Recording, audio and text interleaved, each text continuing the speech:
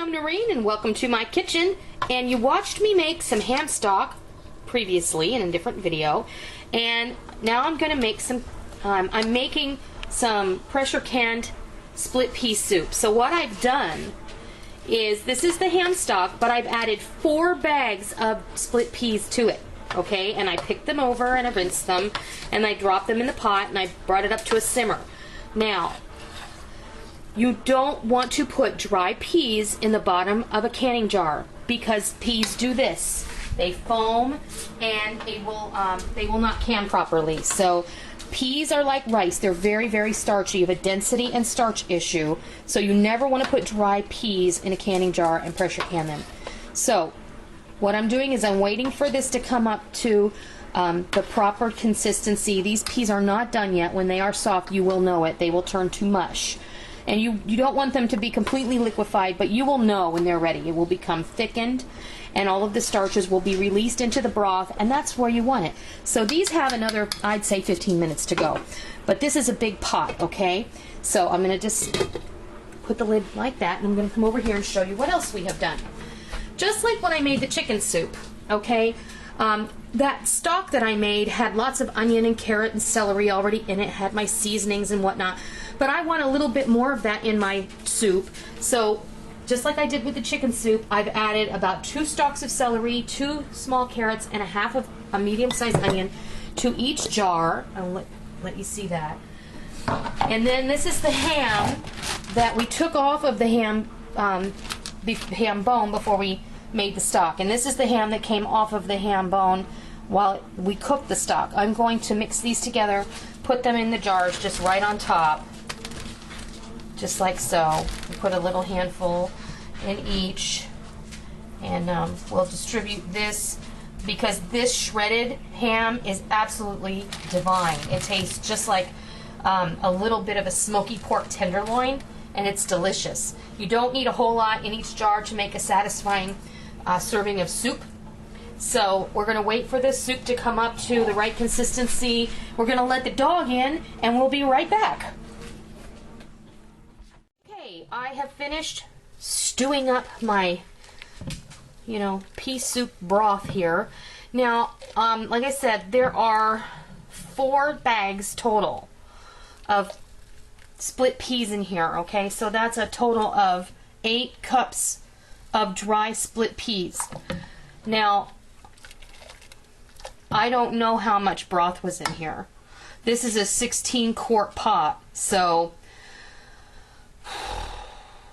I think there's probably 3 gallons of good broth in here. And then the 4 bags of peas. This isn't an exact recipe, but we're going to start ladling here. Oh, I forgot something, but we can fix that quickly here.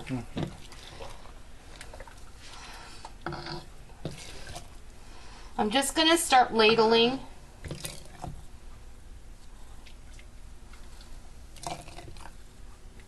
into the jars. And we're going to leave an inch of headspace, so that's about right there. You can see where it's coming right there. Maybe a little more. It's never a bad idea to be safe than sorry. So we're going to go ahead and burp it. And I was going to put some salt in here, but now that I think about it, I don't think I'm going to. I think, we've got the stewed ham and the cooked ham in there, and I think that we're just going to wait and not put any salt because we can always salt it when we eat it. Okay. Show them what you're using there. Oh. This is a plastic mayonnaise spreading knife. And Rick bought this for me when we were first dating because he knew that I was a total gadget person, and he saw it and he thought, oh, that looks really cool. And it's a knife that's configured, and it's made out of plastic. It's configured so that Molly wants to see it. See? It's configured so that you can scrape the sides of the mayonnaise jar. I never use it for mayonnaise. Even the bottom. I never use it for mayonnaise.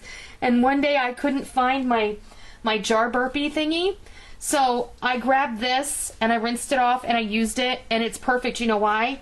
because it's much taller than the jar, and I love it. I love it. So, oh, Tally, honey, I'm so sorry. All right, so now I have to, because I just took my big pot of broth off of the stove, I have to put my pressure canner on the stove here. Now, I have about 3 quarts of water in the bottom of that. And I'm just going to put my jars in there. So I'm going to go, I'm going to do one more jar here. You all know that, you know how this works. And because this broth is starchy, because the peas are starchy, you're going to want to give it a good stir because it's going to want to settle. Funnel. It's going to want to settle. And while most of the peas that I cooked have kind of integrated into this broth and become a nice starchy, soupy thingy here, then you're going to want to stir it up in between, letting it, you know, you're going to take a break and you're going to burp your jars and you're going to put them in the canner and do this, get all those air bubbles out of there. And these are going to pressure can for, oh, you know what I didn't do? That was very bad. Nobody said anything, did they, huh? Okay. Oh, they would have. Yeah, they would have. There you go. I wiped the lid, okay? I'll take the other one out of the canner and I'll redo that one. Okay, let's put a lid on here. And into the canner it goes. Alright, just so that you can see that I'm redoing it. Here you go. Because somebody's going to say, how do I know you did it?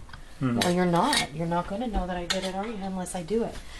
Okay, wiping the rim.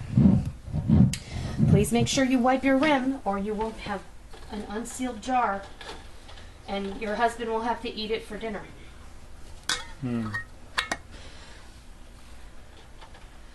But anything we have left today, we are going to eat. Oh my goodness. We are going to eat for supper. Big hair. Okay. Alright, so I'm going to go finish these, process them, and when they're done, I'll come back and show you what they look like. And what's Sue's golden rule canning? What's Sue's golden rule of canning? If you don't put botulism in the jar, you won't get botulism out of the jar. You're never going to live that down, girlfriend. You're never going to live that down.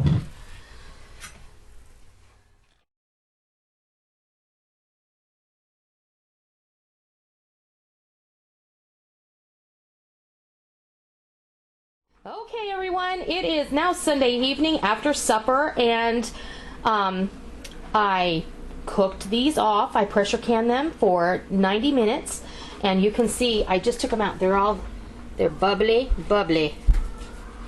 And you can also see that they have separated somewhat. Now, when these cool down, we're going to wash them. We're going to make sure they're all sealed, take off those rings, wash them up, and then I'm going to kind of give them a nice little shake, and I'm going to blend everything together in there. It'll be just fine. Don't worry about it when you see that. It's going to be a little scary looking if it's your first time. But these are like the ones that were in the bottom, and these are the ones that were in the top. But they're all getting sealed. I can hear them pinging now. So, no worries. If we have a couple that haven't sealed, we'll just have it for dinner. We had some for dinner. This is what I couldn't fit in the canner. My canner holds 14 quarts at a time, so we had pea soup that I added the bottom of the pot that was left of the pea, the stewed peas and the ham stock. I just sauteed up some of the carrots, celery, and onion in this pot. I threw in cut up ham steak, and I topped it all off with the rest of that stewed peas and ham stock broth. And then I also added an extra cup of dried peas, and I let it, simmer.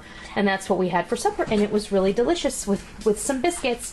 So I hope that you get encouraged to try to pressure can something up for yourself that your family enjoys on a regular basis.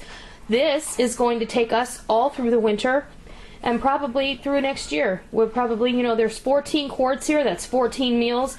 You combine that with the 14 quarts of chicken soup I made, and the chili that we made last year, which is almost gone, and we're going to have to make some more, plus the spaghetti sauce and the canned chicken, and soon to come canned ground beef and canned beef chunks.